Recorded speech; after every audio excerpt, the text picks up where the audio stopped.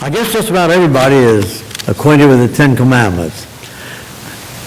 Most people don't know where they are, and most people don't know the circumstances of giving the Ten Commandments, but they talk about the Ten Commandments. Last week we talked about the origin of the Ten Commandments and something about their historical background. We talked about how Israel was in captivity in the country of Egypt, how they were made slaves of, and how God finally delivered them by a mighty hand.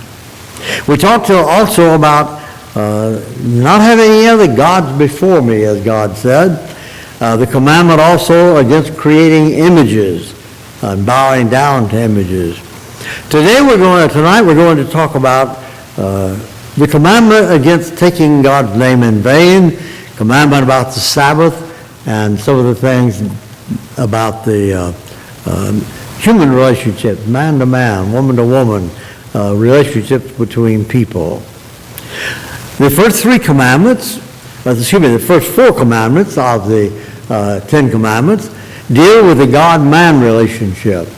Beginning with commandment number 5 through 10, 6 of the commandments there deal with the man-man relationship or the people relationship. So let's talk first of all about the commandment, thou shalt not take the name of the Lord thy God in vain. To the ancient people, the idea of a name was very, very important. Names meant something. I don't know, maybe some of you have names that have a historical background to them, a meaning to them. I don't know of any meaning to the name Jack. Okay? That's my name, and I think they just kind of pulled that out of the hat somewhere. But that's my whole name. I'm not John, and I don't have a middle name. I'm just Jack. We don't put the emphasis on names in our own situation the way the ancient people did. Many times they put names on their children that had some kind of a sort of a prophetic or a future idea. And in a sense of the word, I guess that made this individual say, I have something to live up to. Or maybe I have something to live down to. It's kind of an interesting thing that Jacob's name and Esau's name were given to them as these boys were born. And Esau's name was meant one who grabs the heel. Jacob's name meant one who grabs the heel. And there were things like this that had meaning to them. Names don't mean that to us. Now, the name of God is not really God. That's who he is.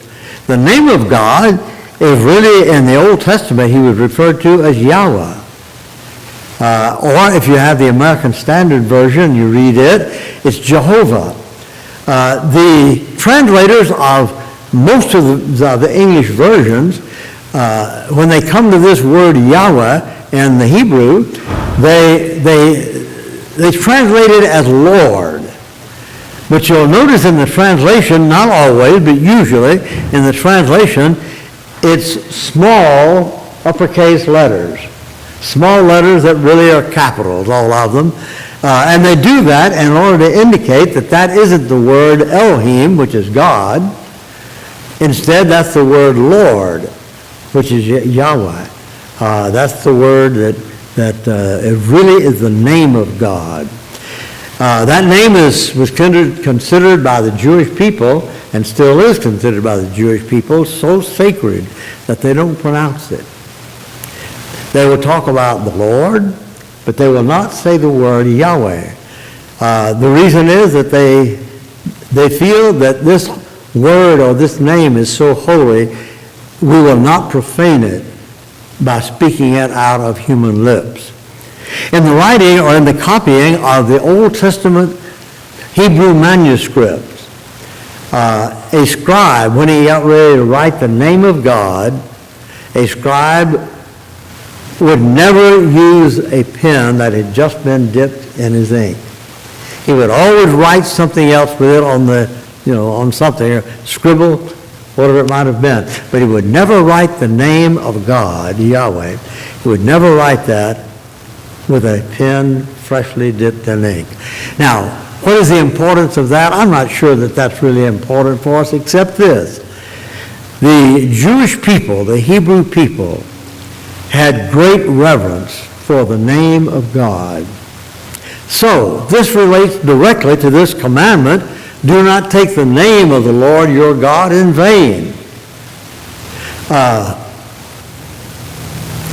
We don't like for people to use our name and say bad things about us. If they don't say bad things about us, we would much rather that they not call us by name. You honor a person, though, by calling that person by name. Dale Carnegie said that the most precious thing that a person possesses is his name. It's mine. It's not somebody else's. Somebody else may wear that name, but that's for them. This one is my name. And so, even to us, a name is very important. Do not take the name of the Lord your God in vain. Don't disrespect this sacred, hallowed name. There's such a lack of seriousness in our society about the name of God, or even the word God. And so, you go on the internet and they even abbreviate OMG, oh my God. And you hear this on the radio, you hear it on the television, all this sort of thing, and it seems to make no difference to people. Christian people ought not to lose respect for the name of God. When we speak lightly of that name, God says that's a sacrilege. That's a sacrilege. His name is not a slang expression. His name is not something that we use just because we're angry and we make some statement and use the word God or use the word Lord in that statement, and it's a derogatory thing. Very, very, very often we find that in our own among our own people. He says, don't speak lightly of the name of God. Now, really, this was the way the commandment here is phrased. This really is a legal idea. Now, there's another side of it. Not only do you not disrespect this name, but there's something else here that also is involved, and that is that these people would take an oath in the name of God. Paul mentions this where he says, God is my witness that this or this or this. That really is the Jewish form of an oath taking God's name. Now, what is that saying? That really is saying that I stand before God making this statement, and God knows that this is a true statement. And so this is a very sacred thing to take an oath in the name of God. When people are sworn in to various things, sometimes it's ended up, so help me God. That's the idea. Now, he didn't say don't take an oath. He says don't use it in vain. Don't use it in vain. That is, if you, somebody, like I said a moment ago, so help me God. If I'm going to say that, if I'm going to affirm that, I'm saying to the world what I'm about to tell you is absolutely true. Now, there's an interesting thing that takes place in the Sermon on the Mount, where Jesus spoke of taking oaths. It had all kind of little ways to wiggle out of this thing. I take an oath and I swear by the temple. Well, I didn't swear by God, I swore by the temple, so I'm not committing perjury if I break it. I swear by the altar. Well, I didn't swear by the offering on the altar, And so there's a little way to wiggle out of it. And this was very common among the Jews. They had all kinds of little things that they could swear by, and it ended up just not meaning anything. And so Jesus says, hold it a minute, guys. Taking an oath is not something that you take lightly. So he says, why not make this a rule? When you say yes, let that be yes. Let it be just as strong and just as truthful as if you swore that by God. So he says, let your yes be yes, and let your no be no. Anything beyond that is of the evil one. Why did he say that? He was not talking about it's wrong for us to take an oath. He was talking about the fact that it's wrong for us to present an oath from the point of view of, well, there's a little way I can wiggle out of this. I may take an oath, but it's not binding. And so that was the idea of this whole thing of don't take the name of the Lord your God in vain. Okay, the fourth commandment is an interesting one. It's to remember the Sabbath day, to keep it holy. I remember being, when I was just a little boy, I was in school, and we had on our spelling tests and so forth, we had this thing, Sabbath. Well, I was in about the second grade maybe, or something. That was a big word for me. I had heard that word, but now they want me to learn to spell it, you know. And I remember when the teacher was going over this, the teacher said, well, Sunday is the Christian Sabbath. Saturday was the Jewish Sabbath, but Sunday is the Christian Sabbath. No, Sunday is not the Christian Sabbath. The word Sabbath is an interesting word.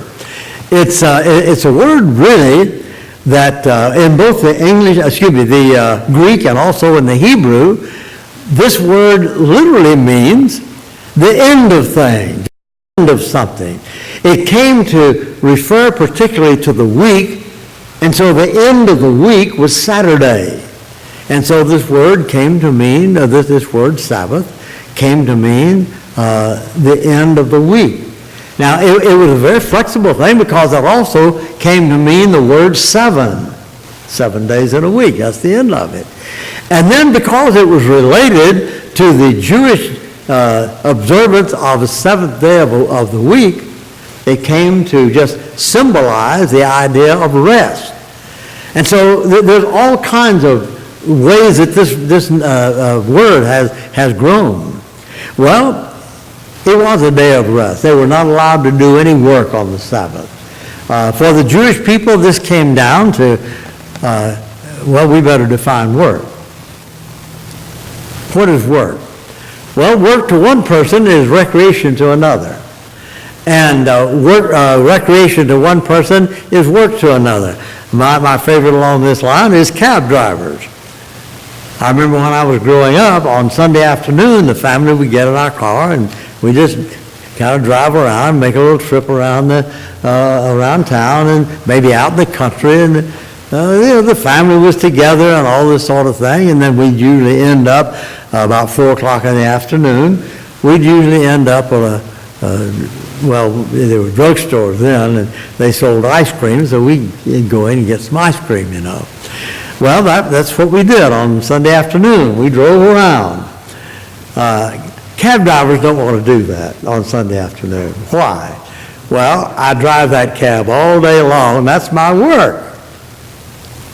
Now, my dad drove all day Sunday, not his work, but as recreation.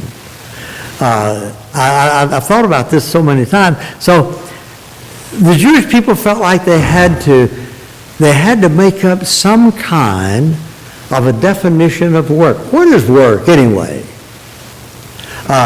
They came up with some real outlandish things in the very, very strongly Orthodox, among the very strongly Orthodox. And one of those things was that you can't pick anything up on the Sabbath because that's work.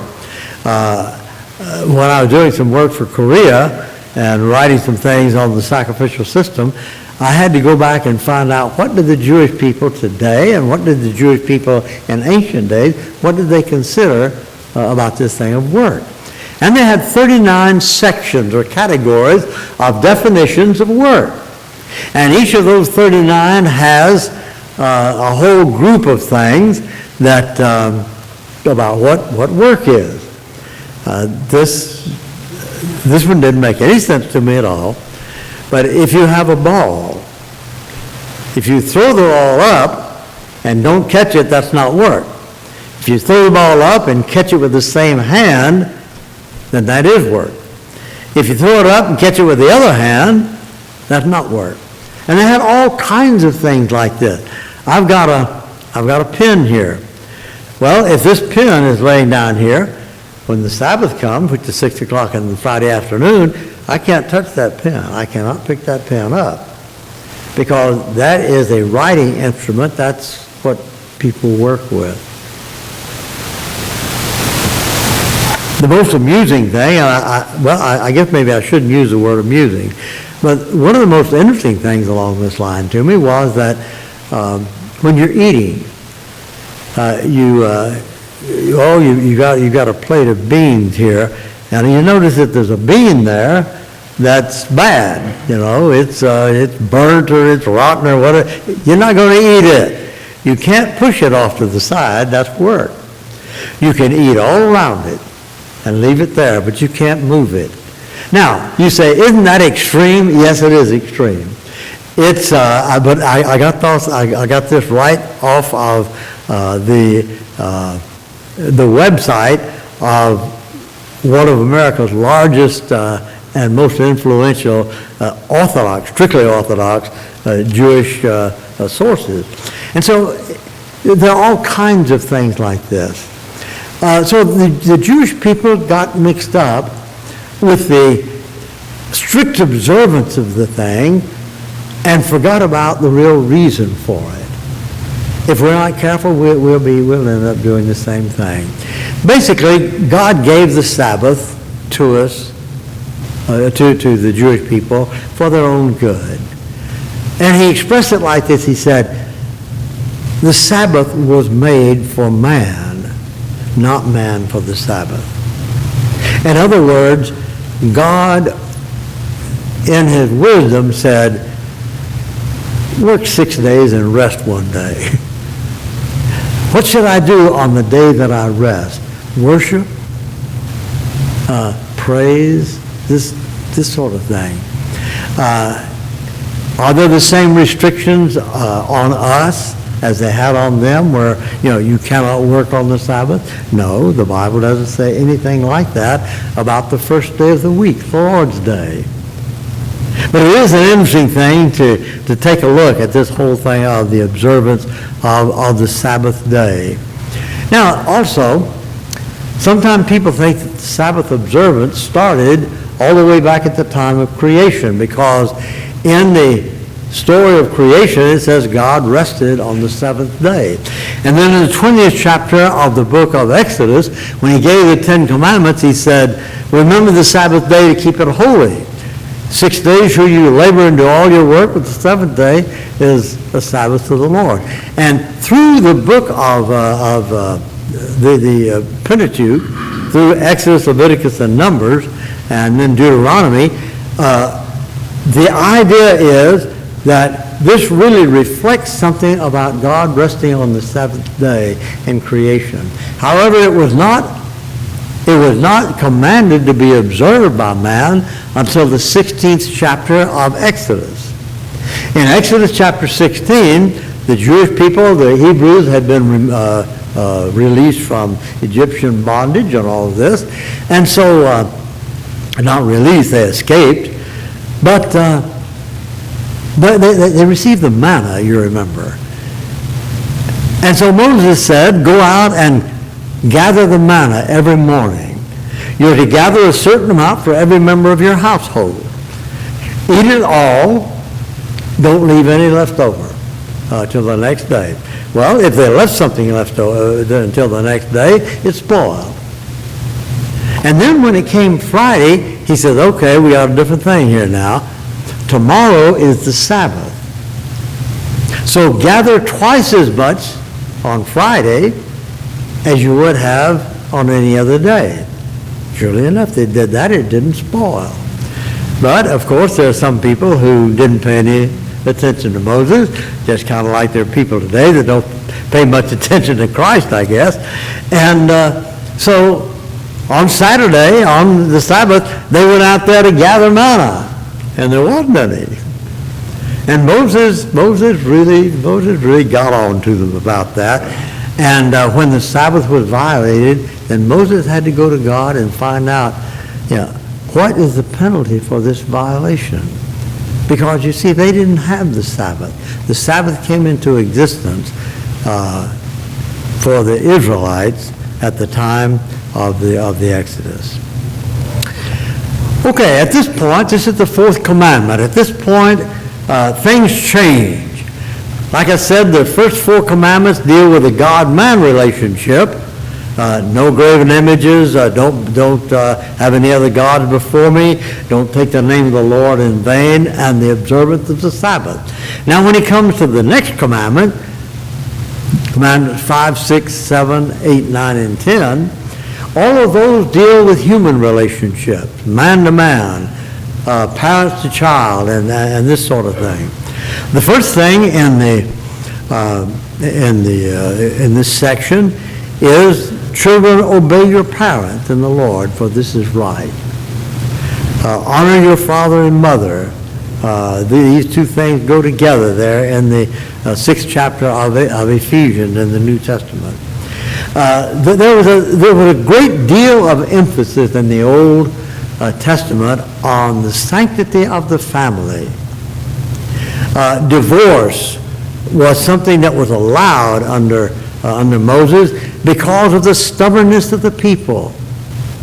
Jesus said in the 19th chapter of Matthew, from the beginning, it was not this way. From the beginning, it was not so. But now, what about children and parents? Well, I really think that this is one of the key problems in our country today, is the lack of respect that children have for their parents. So much of the time, what happened in this whole thing is that children have their rights. There have even been attempts for children to sue their parents. And all kinds of things like this that says the parent is not in charge. The child has just as many rights as the parent has. I'm exaggerating that, obviously, but we are living at a time when the whole idea of parental guidance and parental intervention and even parental punishment sometimes, I'm not talking about abusing a child, I'm talking about punishing a child, disciplining a child, because children need discipline. The writer of Hebrews quotes a statement from the book of Proverbs from the Old Testament, and he says to these people, he says, do not despise the discipline of the Lord, for whom the Lord loves he chastens, and he scourges every son that he receives. That's an interesting statement. It's a statement that says, in fact, parents, here's the way you're supposed to discipline your children. That is, you discipline them because you love them, not because you're angry with them. Now, I think every parent had probably gotten very angry at a child and disciplined a child out of anger.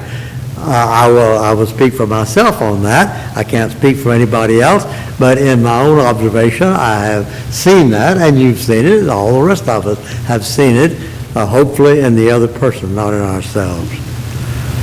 But the whole idea is that children are to be taught to respect other people, particularly to respect their parents. And so, over and over, this idea of children obey your parents is mentioned. There are two things that Paul says, one in Ephesians and one in Colossians. It goes along with this, but it isn't a duplicate of it. He said, "Fathers, provoke not your children to wrath, but nurture them in the chastening and admonition of the Lord." Now that's in Ephesians 6. In Colossians, he uses the same introductory to this, but he makes the rest of it a little bit different. "Fathers, provoke not your children," he says, "that they be not discouraged." That they be not discouraged. So that's just a really important thing. I can discipline my child, and so severely that it becomes a discouragement to him. I can insult my child to a point where it becomes a discouragement to him. And so I tell my child, "You're stupid, you're dumb, you can't learn." And then when the child is told this over and over, he says to himself, "Yep, that's right. I'm stupid, I'm dumb, I can't learn." And so that's the way he goes through life, feeling like he really is stupid, he really is dumb. Now, none of us are rearing children probably, but how does this apply to us?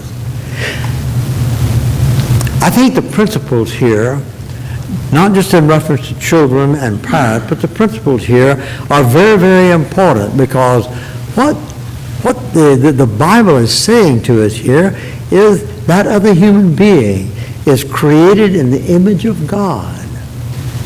Don't monkey around with this, folks. Have respect for the fact that that person is created in God's image. Now, he may be, bad word, I don't mean this, but we may call him a gutter rat. We may call him a louse. We may say he's no good to anybody for anything. He's a drunkard, he's a dope addict, he's all this sort of thing. Remember, he's created in the image of God. Christ died for that guy. God wants that person to live with him forever. And so don't throw off like this on other human beings. It's like this little cartoon that I saw one time. It shows a little boy, and he's got his toys and all this stuff, and they're broken and all. And the caption says, "I know I'm worth something because God don't make no junk." Okay, and I think that's what we need to learn about other people. Stop and think about how many insults would never have been issued if people had just thought along this line. And so this commandment concerning children and parents is not just a commandment concerning children and parents. It's a commandment that has to do with human relationships. How do I treat other people? It's easy for us sometimes when somebody is so wrong about something. And I'm not talking about moral, ethical, or religious things. I'm just talking, maybe it's politics, maybe it's business, maybe it's whatever. When somebody else is so wrong, "You're so stupid." No, he may be wrong, and we might think of him as stupid, but whatever. But respect for the person who is created in the image of God. That's one of the things that's very, very important to us. Now, in our last lesson, we're going to take the commandments against murder and against adultery and covetousness, and the commandment against false witnessing or lying. We'll talk about those next Sunday evening.